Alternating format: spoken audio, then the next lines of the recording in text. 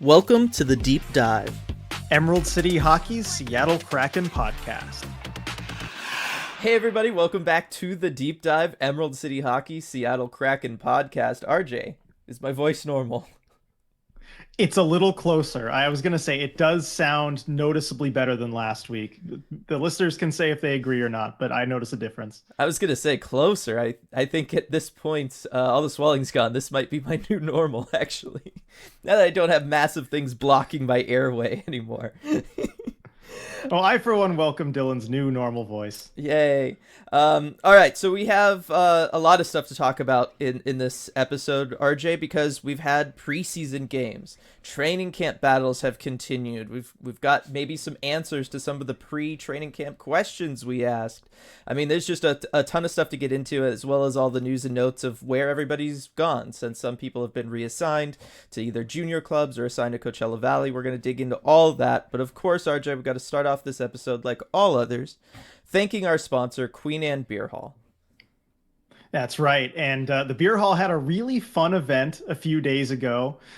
They had their Oktoberfest celebration kicked off with special guests, none other than Philip Grubauer, who was at the hall to tap the ceremonial first keg. And it was a really great night. Grubauer decked out in his lederhosen. It was so fun hanging out with him. I mean, Grubauer, he's such a nice guy. He was seeking out fans to talk to. He was sitting at his table. Other fans were sitting at theirs, and he would get up and talk to the fans. If he saw like a Capitals hat or something, like, oh, were you a fan of the Caps back then? All that great stuff. I had the chance to talk to him a little bit about his lederhosen, actually. He was explaining to me how it varies and it looks different. You go 5-6 miles away in Germany, right? And it'll have a totally different design. And he was explaining kind of the crest thing on the chest that they have. Really interesting conversation. And then, of course, tapping the keg. I will say he was a little bit nervous before doing that because he'd actually never done that before. You have to have, the little spout thing, and you tap it in with a hammer. Mm-hmm. And he said, I know it can go very wrong if you don't do it right. But of course, did it masterfully, and it all worked out. Yeah, I mean, hey, there's, anytime you're doing something new in front of a room full of people, and you and I know how big and full that room can get there at Queen Anne Beer Hall. Oh yeah. It could be intimidating, but you know what? With the common composure and then the performance and follow through that you'd expect from an NHL goaltender, he did a great job. So absolutely. Yeah. And you know what I think was the key also? Jamie Alexiak showed up to support him.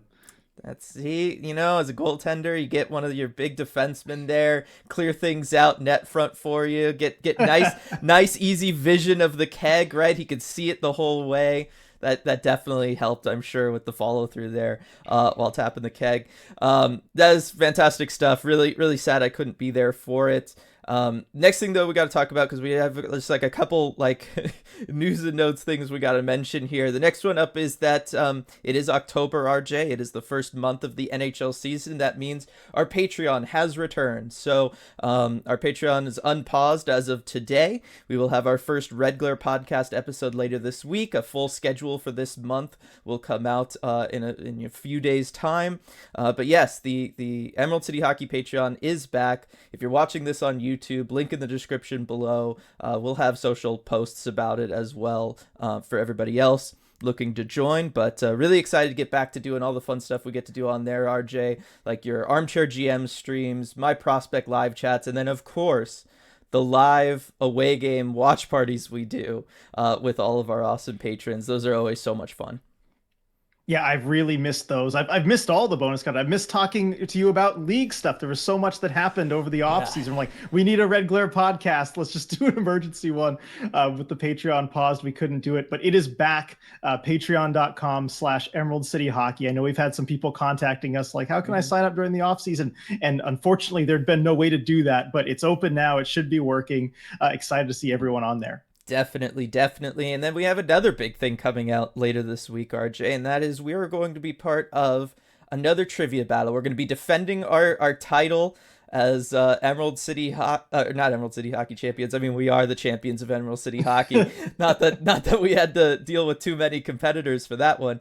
But we're going to be defending our belt as like Seattle Kraken media trivia champions later this week, courtesy of Sasquatch NHL. That's right. Sasquatch always put on a great job for these. I mean, if you've seen the graphics too, like with the promo Yes. video with like the NHL, the vintage NHL stuff, it's awesome. Yeah, that'll be Thursday, October 5th. 5:30 p.m. Pacific time. It'll be live. You can watch how it all turns out. Dylan, have you been studying for this one? Yeah, definitely. I buy that. That sounds very convincing. But you know what? Yes. We studied as much as we did last time. Yeah, that's true. That's true. Do we even want to mention who we're going up against? Should we? I Should don't we? know. Are they Do we worth a give them? mention? Do we? I don't know. What you mean the two guys that I've been giving intimidating looks at all training camp, Oh, just to try and oh. get in their heads? What am I going to be walking into, RJ here? Don't worry, Oh. they don't look back over at me. It's okay. Yes, it's we're gonna be going up against another prominent Seattle Kraken media group. We'll say. How about that? How about Who that? shall not be named. Yes, yes. And then finally, RJ, we have some really big news for this upcoming season and the kind of coverage that we're going to be doing here at Emerald City Hockey. Obviously, everybody knows and loves our post-game lives that we do after every Kraken game, home and away, right here on YouTube. For those of you watching on YouTube, it's right here anyway. Those Hey, live they're on the stream- podcast feed too. that is true. That is true. Definitely, definitely. So that's obviously been a big part of what we've done with the coverage here at Emerald City Hockey. And RJ, we have a new wrinkle, I guess, to add to our post game lives that we need to talk about. That's right. So we are really excited to welcome a new partner for this season, Flat Stick Pub. So they're going to be sponsoring every single post-game live this season, starting with the season opener October 10th. So Flat Stick Pub, it's a great place to watch a game, enjoy some local craft beer, and play mini golf, Dylan. Now, I know you and I need to have a little competition later this season. Yeah, I mean, we definitely do, and we'll definitely do. We'll have some live events at one of their locations, because they have many. I'm really excited and looking forward to it. I mean, we've had lots of great golf battles over the years, RJ, but we have never done mini golf. Now, I say I'm excited, and now as I'm thinking about it, I'm remembering how well you putt, how poorly I putt, and if anybody has any ideas of how, like, I can, uh, uh, maybe make RJ putt one handed when we do this. Does that work, RJ? Maybe I something don't know. like I feel that. like I might be able to focus a little better. I don't know. We'll see. I don't think you stand much of a chance, but we'll see when we actually get into the competition.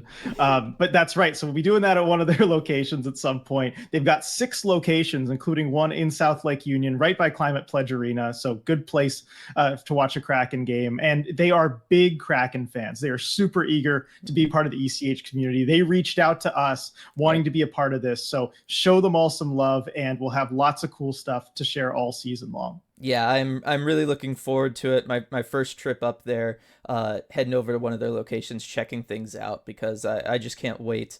Lots of fun stuff to do. I mean, based on the different locations too. As I was looking at things on their site and everything, they have other games additional to mini golf at some of the locations. I'm super pumped to welcome them into the Emerald City Hockey family.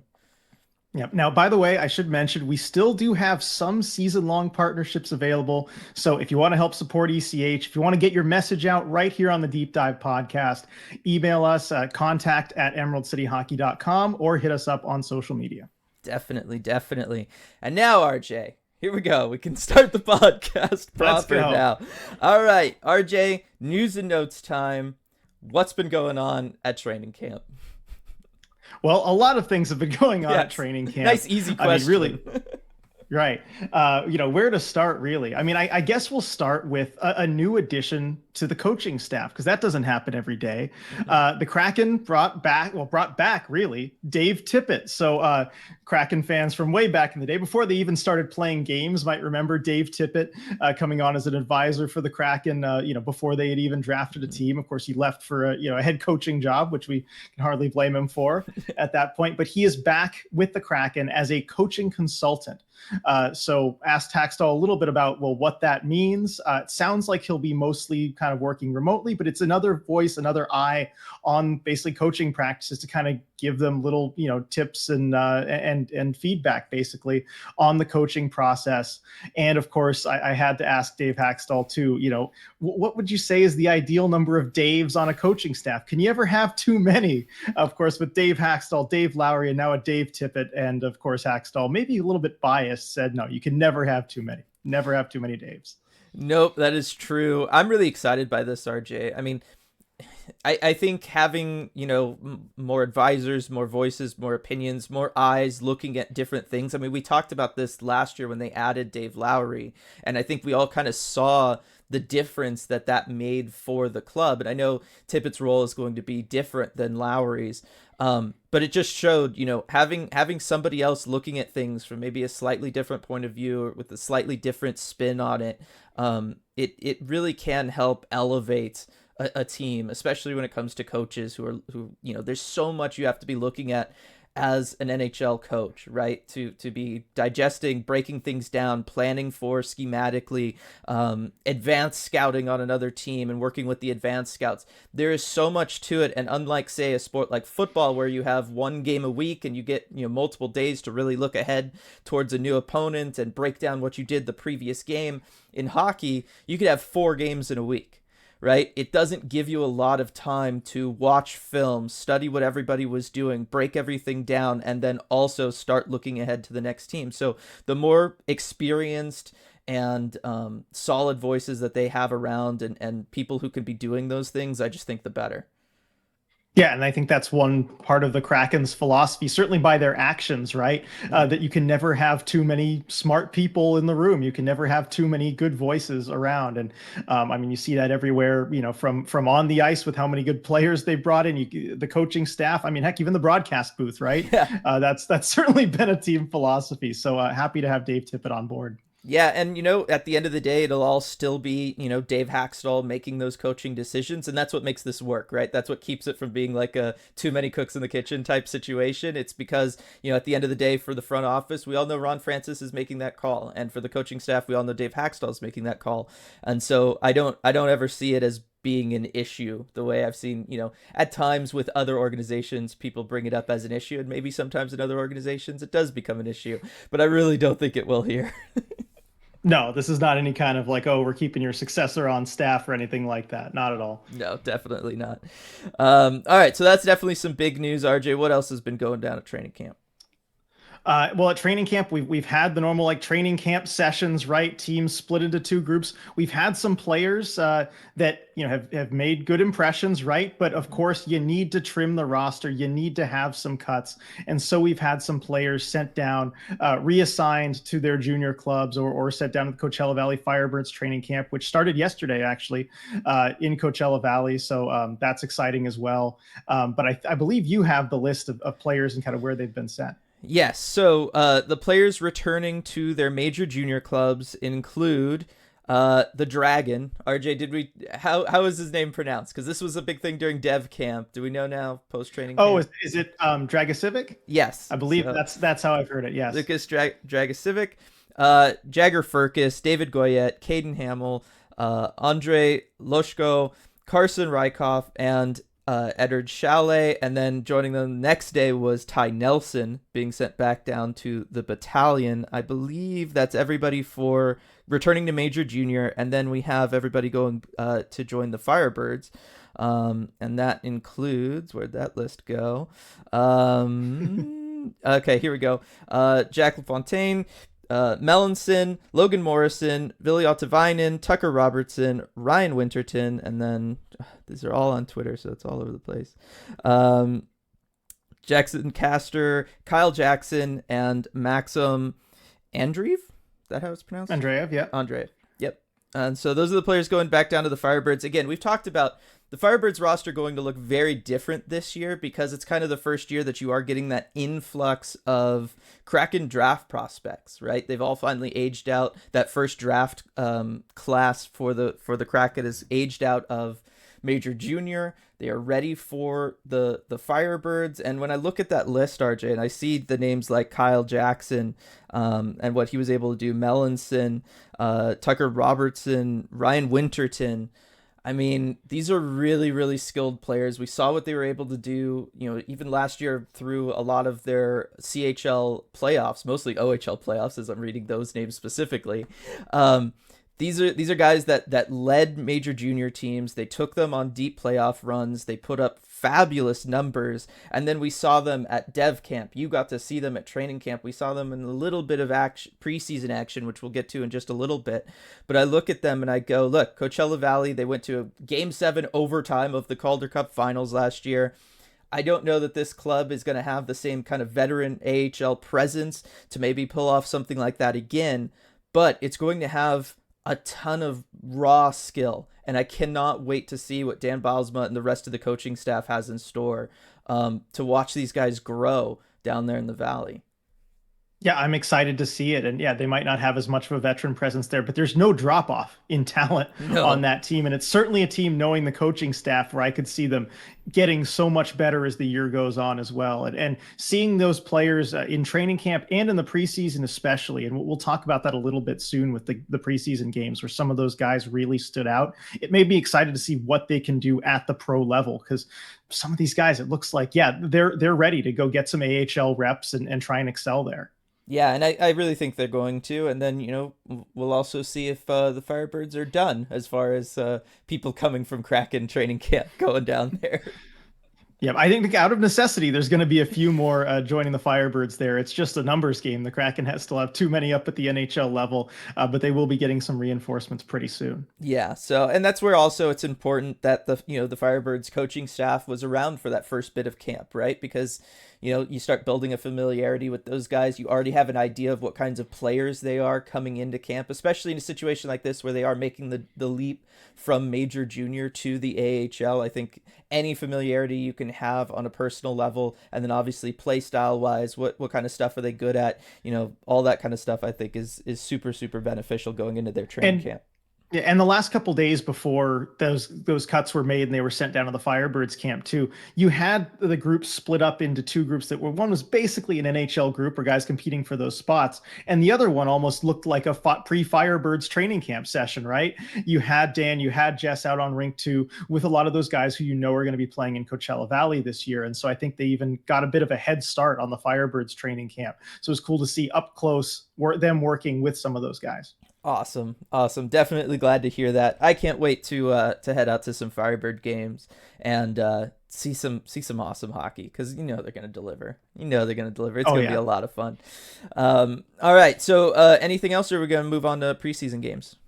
Let's move on to the preseason games. All right. So there have been, I guess, 3 preseason games since the last podcast, including 2 the night of our last podcast. That was a lot of fun, RJ. Yeah, I'm glad we could kind of divide and conquer there a little bit. You definitely paid more attention to the game in Calgary than I did. Yes. So, I mean, let's just go ahead and kind of break things down. I mean, before we go, I guess, game by game or talk about stuff, what's just been your overall impression of the preseason games so far, RJ? They're a little difficult to watch. They are. Especially the split squad game. I'm sorry, preseason NHL hockey. It's not as exciting as the regular season. Not even close. And I'm just a little bit over it. I want the games to matter. I want the results to matter. That's the bad part about the preseason. There have been some helpful takeaways, so it's been fun watching from that perspective. But it just hasn't quite fully felt there, Yes, no, I'm right there with you. It is a little hard when there's nothing at stake for the games. Maybe it's just the absence of our post-game lives that makes it feel that way. I'm sure that's also that feels weird. It feels really weird just leaving the arena after the game. I feel like there's something I need to be doing and people I need to be talking to and I want to be talking to, and I'm just left there alone in my car to think about the game. Yeah. What is that? No, I don't know. I know. I just keep sitting on the couch and it's like, oh, okay. That's that, I guess. But what preseason is really good for, in my opinion, is watching the players individually, right? You're not having to pay attention to the whole as much, so you can really, I feel like I can go back into my scouting days and I can just be like, you know what, this period, I'm just gonna watch Shane Wright just every second of every shift he's got. I'm gonna just pay sole attention to him, or Riker Evans or whatever. And so it's a lot of fun in that regard, because I don't have to be paying attention so much to like what's going on schematically, or where the puck is at all times and whatever. I can just kind of be like, well, that's what he's doing. That's cool. I'd never noticed that about his game before. And so in that spirit, RJ, I mean, the wins and losses don't matter so much. I don't feel like we need to go over the games from that standpoint. Let's just talk about who's stood out to us. That sound good? Let's do it. Yeah. So shall we start with the 2 Calgary games, because we kind of split those 2 up. I'm eager to hear your take on the road game, the one in Calgary, because I didn't really have the chance to pay much attention to it. Yeah, so I thought it was a pretty good game for the Kraken. It felt like it was a battle between the Shane Wright line and the Backlund line for Calgary. And it felt like that was just the game, was those 2 lines going at it, and then the rest of the lineups were just kind of there. I don't know how else to describe it. But Calgary made sure to line match with Backlund's line, new captain of the Flames, by the way. So congrats to him. He was still an alternate when that game happened. I think it was the next day named captain. But that Shane Wright line, it was really fascinating to watch, because you got the sense that, okay, these are the 2 lines that are really made up of NHL players in that game. There was a lot of borderline NHLers, a lot of guys that you knew were going to be on AHL teams this upcoming year. It was a lot of Firebirds versus Wranglers, RJ, in that game. But those 2 lines really went head to head, and it was really fascinating to watch. First thing, I'm just going to get it out of the way now. Shane Wright against Backlund face-offs, not great. Really, really not great. It's a tough assignment. It's a very tough assignment. Backlund's a very, he's been around for a long time now. He knows what he's doing. One of the better centermen in this league. And Shane Wright, as we all know, young centers always struggle in that regard. So I'm just getting that out of the way, throwing that away, because that was to be expected. Otherwise, for Shane himself, and then we'll get to his line mates, I thought it was a Shane Wright game. It felt like watching him in Windsor. It felt like watching him with the Firebirds, particularly during the playoff run for the Firebirds, where he was a little bit further down in the lineup, where he was prioritizing defense. It was a lot of he's hanging back a little bit in the offensive zone. Not always, and I'll get to that in a second, but a lot of the times he's hanging back a little bit in the offensive zone. He's really paying attention through the neutral zone. He's trying to make sure that he's keeping plays in front of him, and he's skating backwards through the neutral zone to try to stop the Calgary attack. I thought that was very interesting to watch. He was almost like a third defenseman at times, and that's not always something you expect from a centerman. And then in the defensive zone, I mean, he's just fantastic. Like the moment a defenseman goes to go behind the net or go off into a corner, he slides down and he's taking over their assignment defensively, close to being net front there. So Shane Wright, the defensive chops, we've all known even before he was drafted by the Kraken, he had them. Just, I guess, reporting, he still has them, and he looks a lot more confident now doing that against NHL competition than he did at the beginning of last season. So I do like that. He looked very confident. He looked in control. He looked like he just knew what he was doing defensively. I still want to see him. Oh, go ahead. No, you go ahead. Go ahead. I was just going to say, I still want to see him be more aggressive offensively, though, because I know he has the skill for that. We've all seen that he at times has the skill for that. And even in this one, the few times he did choose to attack, he was able to make some things happen. He had a wonderful primary assist where he kind of drove the net, got a shot off, collected the rebound, threw it back up into the slot with a backhand. He kind of batted it out of the air, backhand, tape to tape. Awesome. The Kraken get a goal out of it. It was just one of those, that was one of only a few times where you really got to see him kind of just go towards the net, really try to make some offense happen. Otherwise, he, like I said, he played back in the offensive zone, and he would, if a play, popped out to him, he was certainly there to make it. But I still want to see him be a little bit more aggressive, RJ. I think that's a theme that we've seen a little bit too, where he just takes a little bit of time to kind of gain that comfort to maybe make those offensive plays. And I think you Mhm. saw a progression too. When we get to the Vancouver game, we can talk about that a little bit more. But no, I think that's a good takeaway from the Calgary game. One thing I'm curious about, and sorry if I'm getting ahead of things here, but how did Chris Drieger look? Because I still haven't seen him play in the home games. Right, I've only seen Right. the other half of the backup goalie battle. How did Driegs look? I thought Drieger looked okay. There was, I mean, of the goals that were given up, at least the early ones, they were more defensive miscues rather than like anything that I would put on Drieger. That being said, he looked like Chris Drieger, right? There's times where he's making a fantastic save, and then there's other times where he's maybe a little too aggressive, and then there's times where he's almost a little too passive, and he's sitting back maybe a little too far in his own net. There was one goal, I'm trying to remember which one. It might have been the Backlund goal, where I just felt like he was just sitting back on it too much. He wasn't aggressive. He didn't come out to the front of the crease. It didn't feel like he was really challenging him as much, and I thought that was kind of interesting because when I think of Drieger, I think of somebody who It's not plays like him. very much up at the forefront of his crease and sometimes gets into trouble because he's too aggressive. And so I thought that was a little interesting. But he looked exactly like Chris Drieger, like coming back from the injury, coming back from the time he spent with the Firebirds late last year. He looked back to his old self, so to speak, to me. Well, that's good to hear. And I know he had a bit of a rough start to camp, but it seems like he's been kind of getting better as it's been going along. And we'll should see more of him tonight as well. Any more takeaways from the game in Calgary?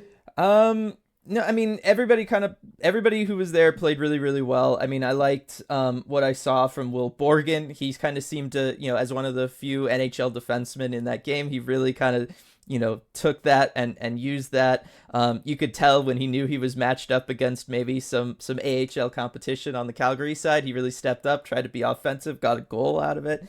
Really like to see that. I thought Yamamoto looked fantastic. Ty Cartier looked He had a pair of fantastic. goals, right? Yes, Yamamoto had a couple goals. I mean, he looked really good. I thought him and Tolvanen playing with Wright, that line just looked great. It just did. It looked fantastic. He was super aggressive going net front, Yamamoto too, like really aggressive, and I was like, this is awesome. Like, and I don't know if it's his size or if he's just really good at reading defenses. I think it's probably more so the latter, but he's really good at being able to, he kind of posts up, sits in a spot, and then he reads the defense, and when the defense turns their head away from him, he moves, and he gets himself open, he gets himself into dangerous areas, and I'm really looking forward to seeing that. With the Kraken, Ty Cartier played just like Ty Cartier. If you've ever seen Ty Cartier play in practice or a game, that's exactly what he looked like, and he got a goal from it. So there you go. And then Riker Evans, I thought was interesting because, and we'll talk about this later when we talk about maybe the other game and what you've seen from him in camp, but it looked like Riker Evans to me went period one, I'm going to focus on defense. Period two, I'm going to focus on moving the puck. And then period three, I'm going to use the puck. And it was kind of interesting, but that was my takeaway. It was almost like he was focusing on different things and trying different things in all kind of three zones, using each period to do so. So I don't know if the coaching staff told him to do that. I don't know if I'm reading way too much into it. And that's just the way the momentum of the game played out. But certainly in the first period, it felt like he was really focused on his defensive positioning, better than maybe I've seen in the past. Still could use some improvements there. And then later on, it was a lot of skating the puck up and then getting it deep in the offensive zone, letting the forwards work. And then come the third period, it was okay. I'm just gonna kind of win this game and really try to take shots and move around in the offensive zone. Boy, when I mean, he'll go anywhere in the offensive zone with that puck, and it's really special to watch. Yeah, I agree with you. I mean, I've seen it in practice and training camp and then in some of these preseason games too. And I think he was the Kraken's ice time leader among defensemen in that game. I mean, they really gave him a good run to see what he Yes. can do. And I think that was pretty cool. He said, I think he said he had some family in the building that too, because he's of course from Yep. Calgary area. So that was cool for him as well. So good takeaways from the game in Calgary. Man, I'm kind of jealous. That sounds like a better game than what I watched, especially with the Tolvanen and Wright Yamamoto line too, Yeah. because I think we talked about it on the last podcast, right? I said that Hackstall had put that combination Hmm. together, and you asked me how it looked. I just fast. They just Hmm. looked fast, and it sounds like that came across in the game as well. Yeah, and especially like I said, Shane Wright maybe stayed a little far back, but he really let his two wingers work, and they did. I mean, Yamamoto had the pair of goals. Tolvanen had a pair of assists in that game. Like it was a really really good line. It was a lot of fun to watch that line do their stuff. All right, shall we move to Seattle now? Yes. What All did right. you notice in that game, RJ? Well, it sounds like it was not quite as interesting. I mean, look, it was kind of a lower event game than the score would indicate. It was pretty sloppy. I thought you saw a lot of both teams shaking off the rust, Hmm. and through the first couple periods, that was just kind of the case. You look at the goal for Calgary early on in the game, and it's just this really bad angle shot where Grubauer is still kind of trying to figure out his positioning. The defensemen don't really know where the puck went. Not a lot of the actionable takeaways you can get from Hmm. that. But you talked about the last game just basically being the right line versus the backline line, and then a bunch of AHLers. This game kind of felt like there was basically one line going for the both teams really, and for the Kraken, I was surprised to see which one it was because I would have expected it would be McCann, Beniers, and Eberle because that Hmm. line was playing in the game. And honestly, I didn't notice them a whole lot. They didn't have a whole lot of like breakthrough plays. They had a couple good shifts, but not the dominant type of line that we are used to seeing from the three of them. But the line that really stood out to me, and I think really everyone, was Tucker Robertson, David Goyette, and Luke Henman. Those three played in three different leagues, three different teams last season, but the chemistry was just impeccable, and it showed on their first period goal. Luke Henman made a nice pass over to Goyette as they were coming into the zone, and then Goyette with a sneaky backhand to Tucker Robertson on the far side of the net.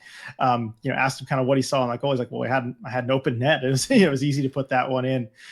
So great passing from the three of them. They just looked really fast, especially through the neutral zone, and the chemistry looked beyond what I would expect. So good performances from those three. That line really was the only one that stood out for me a ton during that game. I guess a little bit too was Pierre-Edouard Belmar's line.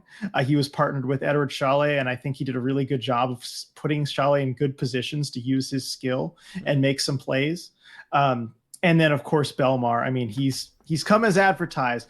It's so different than anything I saw last season. Having a guy that just has command in the faceoff dot, right? I think he was Yeah. 76% or something on faceoffs in that game, and I'm just not used to watching a player where you feel like, okay, yeah, he's going to win it, especially in a clutch face-off in an important time. You just have that confidence that he's going to win the face-off. So, of course, that it's a preseason game doesn't really matter, but I could see him winning a lot of very important face-offs for the Kraken this season. And I started to even think too, because there's one thing that Dave Hackstall pointed out about the power play, because they're still trying to get things figured out on the power play, is that an area for improvement was you have to win that initial face-up. Well, not necessarily win the face-up, but you have to get puck possession right off the draw, right? Hmm. You can't have that clear, go all the way down the ice, and then you have to get an entry. Hackstall said, our entries have been pretty good, but we shouldn't have to do that right at the start of the power play. It puts a real damper on things, right? And one thing I noticed this game and the Vancouver game, so many of the Kraken's power plays started with a lost face-off and the puck sent all the way down 200 feet to go corral it. It's something that we were looking for because Hackstall had mentioned it, and Yes. an area where the team, I think, pretty much failed the test. I almost wonder if at some point this season, we see kind of out of a bit of desperation move, right? Pierre-Edouard Belmar come on to take those face-offs to the power play and then just get right off the ice. Yeah. Maybe stay in a net front type of role, but I could see that happening at some point this season. We've seen other teams do that in the past, you and I, right? Just like, in our many years watching hockey. It's not the ideal situation that you want for your team, but it is an option. And I do think, given his ability to win faceoffs so consistently and given kind of everybody else on the team's inability to do so, I think it is one that at some point we might have to see, something like that happen, or certainly Hackstall's going to have to seriously consider it. Yep. So that's one thing to think about. I asked you, of course, about Chris Drieger. On the flip side of that Yep. battle, we had Joey Decord, and I mean, he was pretty solid. Did not give up a goal until I guess the shootout, but those goals don't count as goals against. So perfect in that game, and I just think he's looked so solid. All of training camp, all the preseason. I think he still hasn't allowed a goal in the preseason, so that's pretty good for his part, right? But he played two Mhm. periods of that game, shut things down, and just looked really on top of it. So that was a good sign. Yeah, I'm just gonna take this moment because I'm, trying to look back at the box score and stuff, and I'm using the Uh-huh. new NHL app, which we'll Oh talk about God. on the Red Yeah. Glare because it's a fiasco. But I do love that for the goalies for the Kraken in that game, Philip Grubauer 4 shots against, 4 saves, 6 goals against. And for Joey Decord, according to the app, 15 shots against, 15 saves, but also 15 goals against. So Hmm. I don't know what kind of game you were watching, RJ, but Joey maybe needs to That work sounds on more that. exciting than the game I remember. Huh. I should go back and take a look at that. Also, do you like the for the save percentage too? It Yeah, just rounds up or down. Like if to a if you look whole at number. to whole It's, numbers. yep. So if you allow a goal at all, your save percentage is zero. It's just 0 or 1. It's a binary save percentage. Yep. Oh, NHL, please change. Not gonna say never change. Please change. Yeah. I even back to the old app was not good, but I would take that at this It point. was usable. But yeah, back to the hockey though. The game it did go to overtime. No goals Yep. in overtime. Not a ton of offense there. Both teams playing it pretty safe, Yeah. and some sloppiness as well. It also went to a shootout. And Dylan, the shootout woes continued. Uh, And look, it's the preseason. It doesn't matter.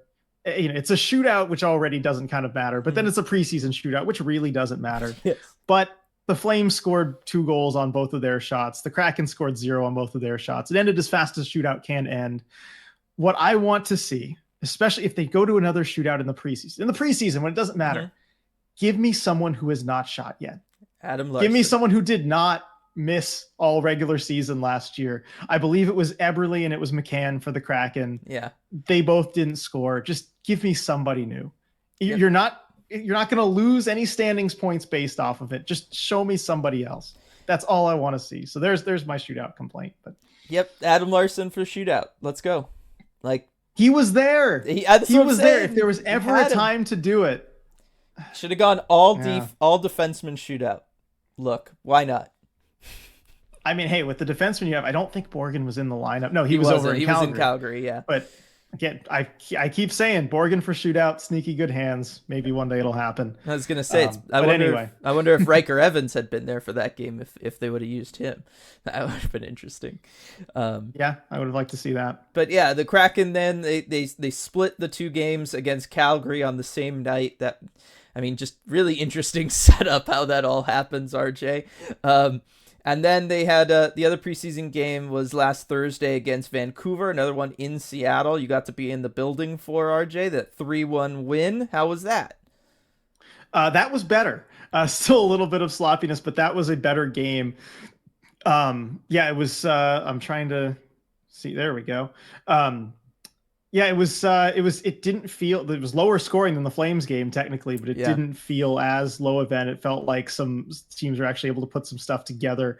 The Kraken power play got going a little bit with Ellie Tolvanen shipping in there. Mm-hmm. But the story of the game early was definitely Jacob Melanson. Yes. You noticed him every shift he was out there, not just making some skilled offensive plays, but getting under the Canucks' skin. And this is the first game where I thought, okay, he's arrived as a player to really watch for the Kraken. He's probably not going to get any games to the Kraken this season, but that ability to just get under an opponent's skin, to anger them, be in the middle of several different scrums, and score the team's first goal. That is A+ pest work from Jacob Melanson. Yeah, I was going to ask about him because, obviously we know what he was able to do in the queue and everything he was able to do in Major Junior. I've always kind of wondered, like, what is Where do you see him kind of as a future NHL player? Is it more along that pest role where you think, okay, bottom six kind of guy. He's going to have some offensive chops, but for the most part, he's going to be the guy out there banging bodies. He's just going to be pressuring defenses, not making it easy for opposing forwards to do their job and their work in the offensive zone. But also, we've seen flashes from him of, a really skilled hockey player who can pull off things, who can communicate, with top guys like Shane Wright. Actually, now that I'm thinking about it, is this the Shane Wright play that I was thinking about earlier? The backhander up into the slot. Yes, with the backhand pass. Yeah, yep, that's Shane Wright. Yeah, yep. yeah. The other one was Shane Wright drove to the net, and then the rebound was collected for Ty Cartier, I think, was the goal in the other one. But we've seen Melanson make really, really skilled plays. I'm just curious because you've now seen him live, against NHL opponents. What do you think for that? Or are we just gonna have to kind of wait and see what he develops as in Coachella Valley? I think we're looking at probably a bottom six player. I know that the flashes of offense are there. I don't think it's going to be enough to amount to any kind of top six role. I think high end, we're probably looking at third liner who can chip in maybe as much as a Brandon Tanev, production wise. That's, the ceiling probably. Mm-hmm. But a player like that can still be super valuable, being able to play that role of a pest, in a bottom six capacity and still score every now and again, because that's what's going to be the difference between being maybe a career AHLer and somebody who can be productive at the NHL level. And one thing, interesting stat that was pointed out, I'm going to pull this up here by, I think it's Kraken Stats. Jacob Melanson has a knack for returning from suspension in a big way. April 3rd, 2022, returns from 4-game suspension with his first career hat trick. November 5th, 2022, returns from a 5-game suspension with 2 goals. And then tonight, returns from a 2-game suspension, served over 2 years, with his first career goal at the NHL level. So, I mean, that's the kind of thing where, look, I'm not necessarily happy that the game is the way that it is, that's so valuable, but a player like that, I don't know where you could see maybe in a playoff series getting suspended for a game for, a questionable hit and then coming back and scoring a goal, in the next game that he returns. Mm-hmm. That's the kind of thing that, as much as I hate it, is super valuable in the NHL and can help teams win. And I could see him absolutely being that kind of player. Yeah, but no, we have seen players like him excel and help teams win championships since hockey started hockey. Like that's just the way it's gone. All right, so other takeaways from this one, besides this was my first experience watching Belmar be Belmar, improved from his 77% face-off win percentage to 80%. So that was really awesome to watch. I'm right there with you. It just felt like he was going to win every face-off he went out there to take. Other thing that I wanted to talk about was the Yanni Gourde line. Because, you mentioned Tolvanen earlier. I thought it was interesting kind of seeing them back together for a lot of that game. I wasn't sure, because Shane Wright was also playing, how the lineup was all going to shake out. Did Hackstall say anything about that beforehand, or was that just, we saw it? Yeah, he did say that he wanted to look at a few different scenarios with different lines and that there would be changes mid-game. And he said that's the unfortunate reality of having only the amount of preseason games that you have, is that you don't have the time. He said, I'd love to get a look at all of these guys in all the different scenarios and all the different line combinations for a full game, but we just don't have the luxury of that. So he told us ahead of time that he was going to be changing up some of the lines mid-game. And so I think that's what we saw. Yeah, okay. But they all looked solid. All 3 members of that line from last year, Yanni Gourde, Bjorkstrand, and obviously Tolvanen. I mean, they're pros. They know what they're doing. They looked ready for the regular season, in my opinion. I don't know if you want to add anything. Yeah, the chemistry hasn't dropped off a bit between those 3. And Tolvanen looked so happy playing with them again, too, even after the game, talking about playing with Gordon Bjorkstrand. You can tell he loves being on that line. Definitely. And then we got to see Andre Burakovsky, RJ. Boy, was it good to see him back out there on the ice and doing his thing. It was, and it's definitely someone who I've kept an eye on throughout camp. A little nervous after the first day, seemed a bit hesitant, as I mentioned on the last podcast, but he's definitely opened it up. I think he feels better now than he did at the start of camp, and I don't blame him for being hesitant. And getting back into a game was a huge step for him. Didn't notice him a ton as far as game-breaking plays or anything in this game, but you know what? That's what the preseason is for, is just getting back into the swing of things, getting back into game shape, getting used to everything. And so, I wasn't looking for him to be a difference maker in that game, but just seeing him get through it without incident was good news. That's really what it looked like for me, because I tried watching him, specifically to see like, okay, what are we seeing from him, and it was very much like a tune-up game. It was just kind of like, get out there, touch the puck, do your thing. He blocked a couple shots.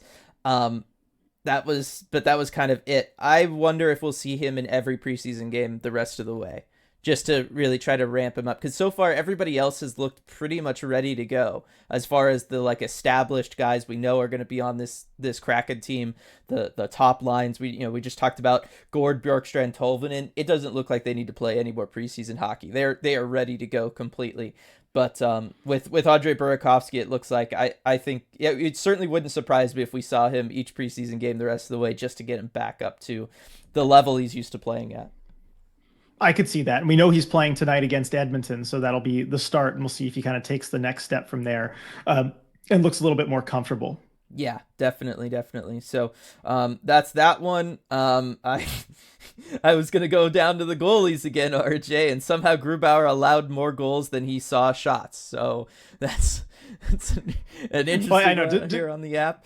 Yeah, despite what you might hear from the NHL app or people on Twitter, that is not the case. No. Grubauer did not do that. I thought he actually looked a lot better than in the first game, just looked more comfortable. He was able to face more shots too, Yes. in both of the preseason games, because he got the start in both of them, right?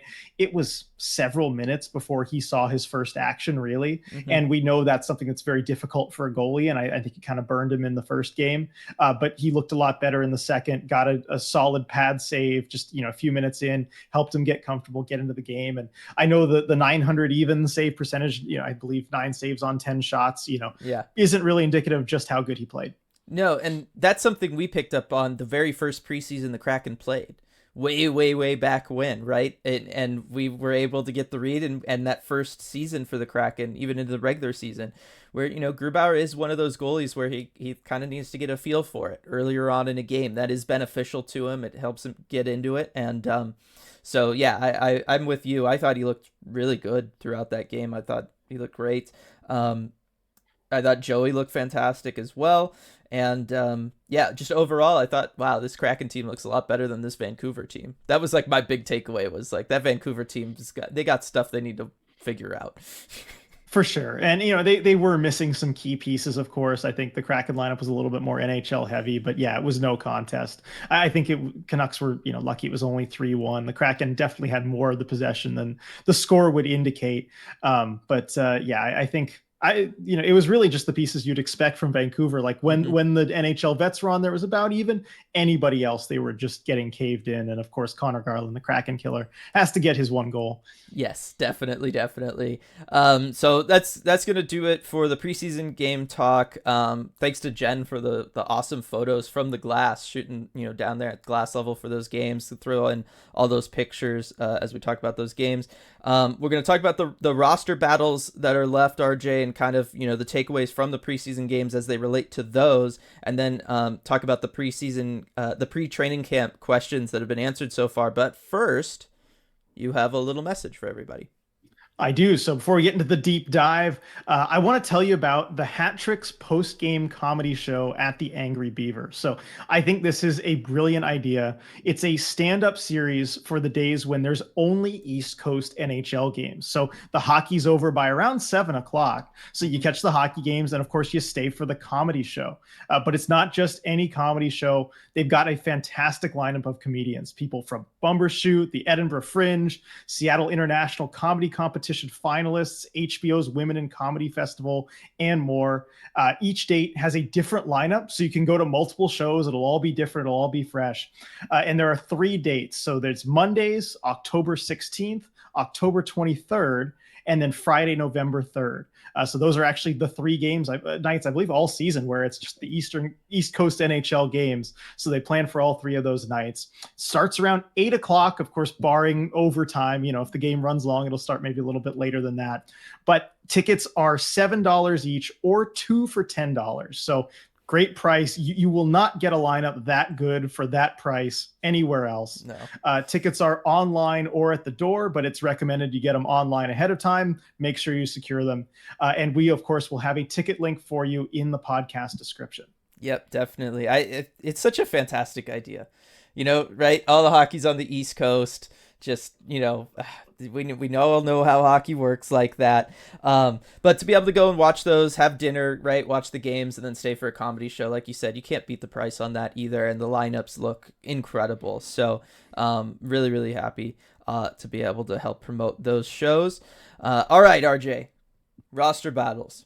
So some of that has, been taken off the table with all the people who have been reassigned. But there's still a few key ones left for the Kraken here, right? And I guess the two biggest names that are still left would be Riker Evans and Shane Wright, right? Like, can those guys make the big club? I think let's maybe start with the easier one to answer, which would be Riker Evans, I think, who has looked fantastic. We talked about him a bit there during the preseason games. One thing I failed to mention for the first Calgary game was, the him on the power play, him running the power play was super effective. One of Yamamoto's goals was on the power play. Riker with the primary assist on that one. I mean, when I talk about his ability to move around in the offensive zone, when he's on the power play and he's the only defenseman out there and he's able to work laterally up there by the blue line at the top of the zone, he does it just about as well as anybody else can. And he's just been fantastic. And then I believe from your tweet yesterday, he also was running the power play pretty well in camp. He was. It was a joy to watch, really. I mean, the Kraken power play looked so good yesterday, much better than it usually does in practice. And a lot of that was Riker Evans, his ability to, like you said, move around the offensive zone, but also sling the puck around really fast and be decisive with the puck in a way that, let's be honest, a Vince Dunn or Justin Schultz just doesn't really do, right? And they scored on 2 consecutive reps, with Evans, I believe, getting an assist both times. Jaden Schwartz, I think, finished off both of those for goals, but it just looked like so much faster of a power play with Riker Evans quarterbacking it. And after watching him, I really do think he is the best power play quarterback the Kraken have in the organization. Not just will be, I think he is right now. Other aspects of, the whole game, of course, he's not at the level of a Vince Dunn. He's not at the level of a Justin Schultz maybe yet, but he's the best power play quarterback that the Kraken have. And so I think it's going to be really hard to keep him out of the lineup given that, but I think that's what they're going to have to do. Yeah, it's an interesting one. I talked about it on the Discord a little bit yesterday. But the bottom line is we know what he can do with the puck. We know how great he is with the puck. We certainly know how great he is on the power play, like we just talked about. The problem is, in order for him to make this team, it does nobody any service if he's going to make the team as the 7th defenseman who's just going to be a healthy scratch through most of the year. That's off the table. That shouldn't even be considered. So in order for him to then make the main club, he'd have to beat out, Will Borgen, Justin Schultz, Brian Dumoulin, Jamie Alexiak, right? Like, do you want to... My whole thing came down to knowing maybe some of the still limitations that he has on defense. Do you want to remove one of those NHL veteran defensemen in a season in which you're hoping to take the next step? Certainly come playoff time, you want to take the next step, but also maybe not, be in a big wild card fight deep into the season, right? You want to really try to avoid that, try to finish top 3 in the division. I just don't know that you want to rely on a rookie who's going to have to really work on developing the defensive side of his game through all of that over proven NHL veterans. And these aren't, the blue line still may be probably the weakest part of this lineup for the Kraken. I don't know that you want to be dealing with working with him on defense all season long and the growing pains of that over, say, having Will Borgen in the lineup and knowing what he brings and knowing that you can count on him, and how he plays and who he can be paired with, or knowing, what Justin Schultz can bring. Again, in the final year of his contract, it just all makes sense for Riker to come in next year to replace Schultz. I can't see, either the front office or the coaching staff opting for that, especially because we know with Hackstall, he will he listens to all the voices. He's not opposed to doing, kind of what analytics say or running with stuff like that. But at the end of the day, we do know that, if the call is coming down to him and he has the two options on the table, he will lean a little bit more towards the traditional. We saw that last year with the fourth line. He wanted John Hayden on that line over a Daniel Sprong. He wanted to have a fourth line that was going to be more of a physical line rather than another kind of scoring line. And I got to think at the end of the day, if the call comes down to Dave Haxtell, he's going to go with the NHL proven guys over Riker Evans, no matter how good he just looks on the power play. He will, and that's shown in the contracts that have been given out to these defensemen too. I mean, that's the biggest reason I can't see them sitting any of these guys is you're looking at a $3+ million player who's going to have to sit if Riker Evans is going to get in the lineup while someone's healthy, and I just don't see that happening. And then you've still got a name we haven't mentioned yet, Jacob Megna, who's just sitting there as the seventh defenseman already too, who can come in and provide more of a veteran steady presence defensively there as well. So yeah, despite everything that Riker Evans is doing, I think he's still going to be sent down to Coachella Valley as long as everybody's healthy. And we talked about it last week that Evans was going to have to do something mind-blowingly spectacular to make this roster, and even then I thought he couldn't do it. He's playing about as well as I could have hoped or imagined. But there really just is no path for him as long as everybody's healthy. So that's going to be the key. But I don't think it's the worst thing, as much as some people are maybe questioning the Dumoulin signing, which, I have myself, as far as blocking a spot for Riker Evans. I think one thing that maybe Kraken fans can basically take for granted a little too much is just the health on the blue line. And I don't blame him, given last season, right? Yes. The Kraken were uncommonly healthy at both forward and defense, really. So that none of these spots ever opened up. But I don't think that's something that you can count on for a whole nother season. I mean, maybe they have this excellent training staff that just somehow prevents injuries, but hockey is a chaotic game. You're going to lose guys to injury. And I think at some point that bug's going to hit the Kraken this season. And you're going to want that depth. You're going to want that call up who probably isn't even a drop off from some of the guys you have in the lineup. Evans' time will come. It just probably won't be right now. Right. Now, here's an interesting question for you, RJ.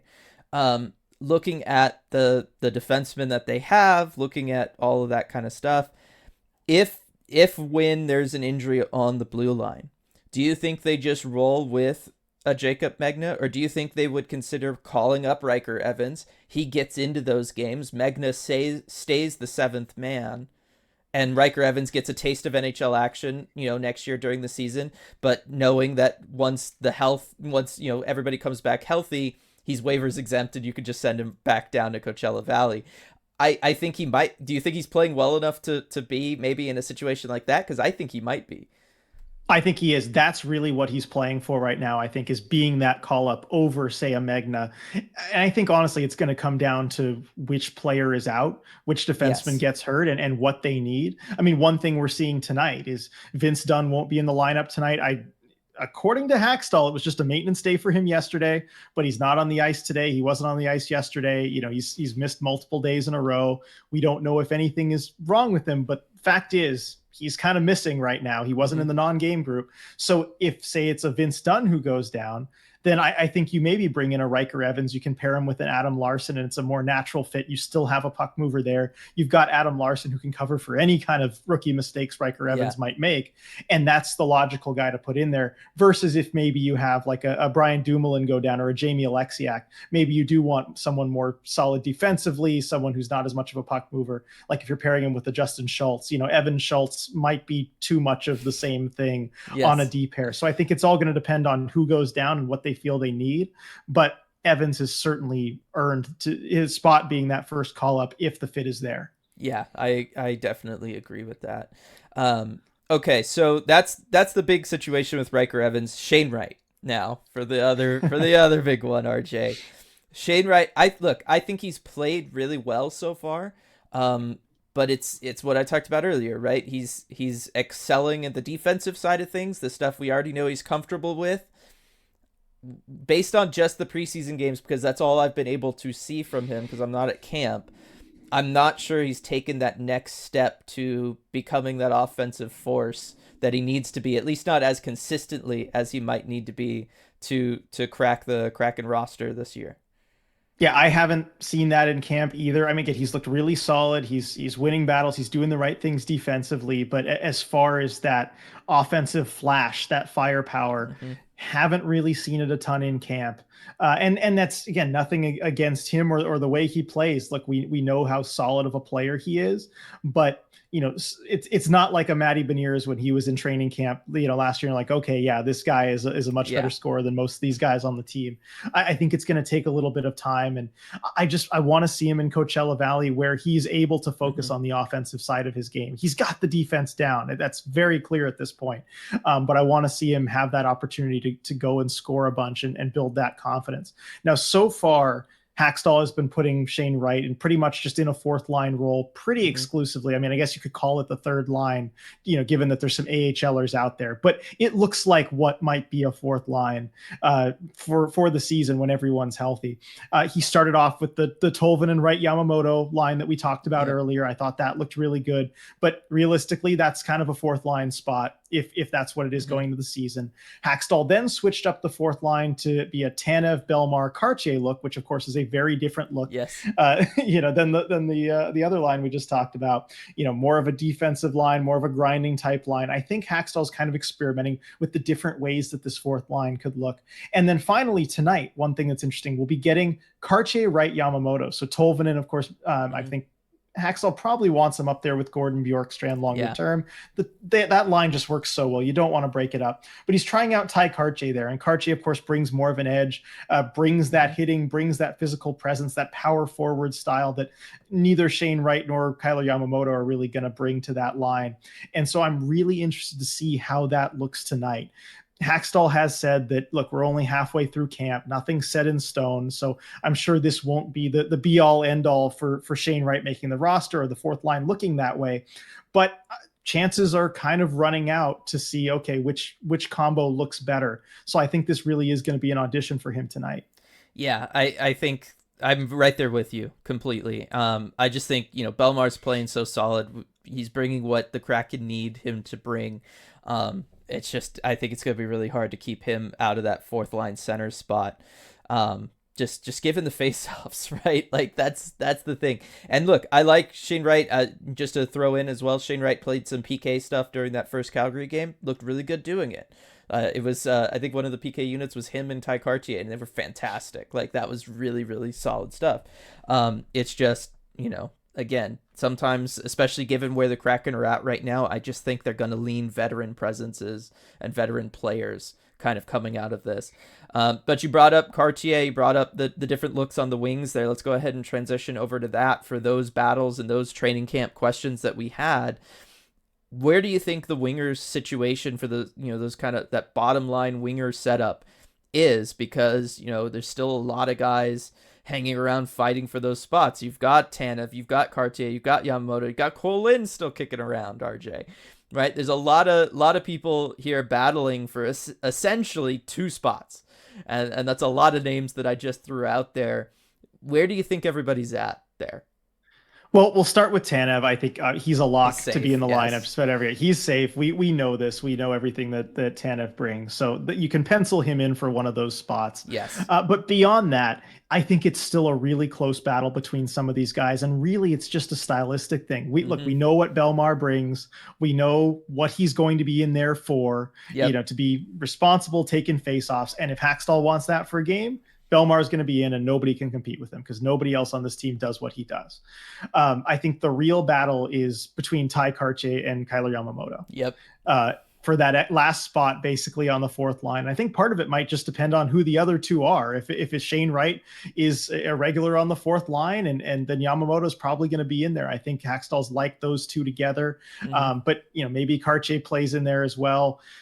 That's the battle I'm really looking for, and especially tonight with both of them on either side of Shane Wright, it might almost be a little mini competition to see, okay, who plays the best with Shane if this is the way that we want to go, whether it's to start the season or just later on in the season. Maybe if you have an injury and Shane Wright's playing as your fourth line center, who do you want to put with him? So that's the battle I want to watch, is Cartier versus Yamamoto. And they play so differently. They have such a Yes. different style, right? But basically whichever one of them impresses the most, I think might have the inside track. Yeah, I'm with you. Maybe this is a hot take or anything, but I'm really starting to lean towards, Shane's going to go to Coachella Valley. Like I just Mhm. think that's where it's going I to would agree go. with you. It's going to be Belmar on the fourth line centering it. I'm with you. Tanev is there. There's no question about that. I think probably at the end of the day, we see Cartier and Yamamoto be the two guys who make the roster. And then just based on whatever style of game Hackstall wants to play night to night, it might just be as simple as just swapping one out for the other. You're playing a more physical team. Cartier's in there. Need to be a little bit more skilled. You put Yamamoto in there, right? Like I could just see that be what happens moving forward. Yeah, if everyone's healthy, that is the way I see it going. Because look, they're both going to make the roster. I think it's just who's on the line in the lineup at any given night. I think that's kind of where we're headed. Other guys I should mention, like Cole Lind and John Mm-hmm. Hayden, those guys appear to be on the outside. Lind and Hayden both working with the AHL group a few days ago, and I think kind of that's where the divide was made. There's also a Devon Shore who's still there and has Yeah. been getting reps kind of with some of the NHLers. I think he'll be sent down, but he's someone that might be a surprise call up, I guess, to some instead of maybe a Cole Lind, or depending on what Hackstall's looking for. If you're looking for maybe a Belmar replacement, if he were to go down, Shore might be the guy. But I think there's kind of a clear dividing line there, and unfortunately, Cole Lind seems to be on the other side of it. Mm-hmm. Despite the impressive season he had with Coachella Valley last year, he's a guy who I think is going to go on waivers, and we'll see if he makes it down there. Yeah, it's the unfortunate realities of having too many good players, RJ. What a problem to have. Ron Francis, why do you bring all this pain down upon us by being too good at your job? that's, that's the real question to ask. And then finally, RJ, arguably maybe the most watched or the biggest battle for some people, which is who's going to back up Philip Grubauer. And I still think that this one might just come down to the rest of the preseason kind of playing out, seeing what Drieger and Decord look like through those games. But having been around, RJ, watching the preseason games, being around for training camp, do you think that maybe one of those two guys has kind of come out and is maybe more of a favorite at the moment? Yes, I do. And it certainly seems like Joey Decord has the inside track on that job. I mean, look, he hasn't allowed a goal in the preseason yet. He's looked as good as you could possibly ask him to look. And that applies to the training camp sessions as well. He's just looked really good. And that's not to say anything negative about Chris Drieger. I think he's been fine. But Joey Decord, I think, has looked that little bit better. In my mind, unless Decord really falters somewhere, it's all but decided. I don't think they've made a decision yet, but I don't know how you go to Drieger after what Decord has done. Now, that said, Drieger is probably going to play tonight. Grubauer and Drieger are the two goalies in tonight. So I think this might be Drieger's last opportunity to show something and show that he deserves another look for this backup job. But I think right now, Decord has to be the heavy favorite. Yeah, I'm with you after watching the bit of preseason action from the two of them that I've gotten to see. I just think Joey looks a little bit more just ready to go. I don't know how to describe it, but I mean, hey, goaltending is weird. It's hard to predict. It's hard to look at. I know, they're obviously former goalies and experts who could tell you a lot better than we could, but I don't know. There's so much of it is just the confidence, that feel. Just are you stopping pucks? Are they hitting you? And Joey Decord, yeah, he's stopping those pucks. Yeah, definitely. So those are the situations there. Still got another week or so to have everything play out ahead of next a week from tomorrow when the regular season kicks off in Vegas for the Seattle Kraken. That's going to do it for this episode of the Deep Dive. However, thanks one more time to Queen Anne Beer Hall for sponsoring the podcast. Everybody check out the Patreon, coming back again.